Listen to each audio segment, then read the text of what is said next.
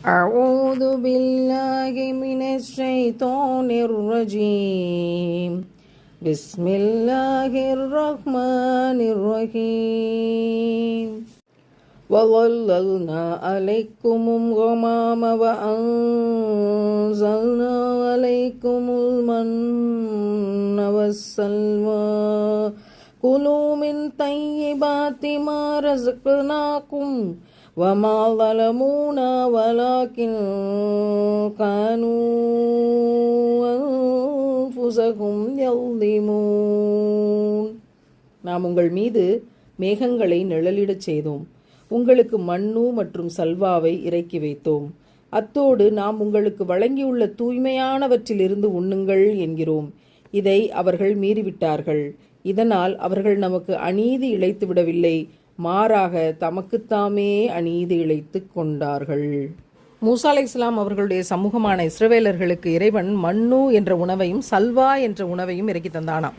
நபிகள் நாயகம் ஸல்லல்லாஹு அலைஹி வஸல்லம் அதை பற்றி சொல்லும்போது மண்ணு என்பது ஒரு வகையான உணவு, நம்முடைய பயன்படுத்தக்கூடிய சமையல் காளான் மண்ணு வகையை சேர்ந்தது அப்படின்லாம் குறிப்பிட்டு தந்திருக்காங்க.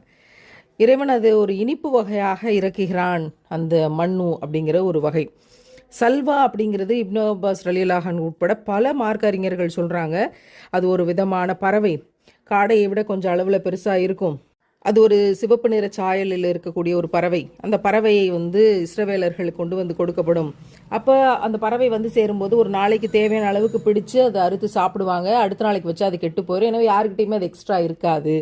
இப்படிப்பட்ட தேவைக்கான உணவை இறைவன் மண்ணு சல்வா என்ற பெயரில் இனிப்பு இறைச்சியாக தந்திருக்கிற போது அவர்கள் உணவு கிடைச்சிருச்சு, இப்போ அடுத்து குடிப்பதற்கு தண்ணி எங்கன்னு கேட்கும்போது மூசா அலைஹிஸ்ஸலாம் அவர்கள் பாறையில் அடிக்கிறாங்க, தண்ணி கிடைக்குது.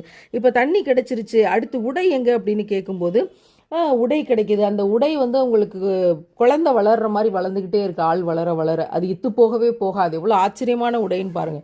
நிழல் எங்க, மேகமே நிழல் கொடுக்குது. இப்படி எல்லாம் கொடுக்கிற போதும் கூட இஸ்ரவேலர்கள் இறைவனுக்கு மாறு செய்தார்கள், இறைவனை நம்ப மறுத்தார்கள், இறை ஆணைகளை நிராகரித்தார்கள். அப்ப இறைவன் சொல்றான், இவங்க எனக்கு தீமை செய்யல, அவர்களுக்கு அவர்களே தீமை செய்து கொள்கிறார்கள்.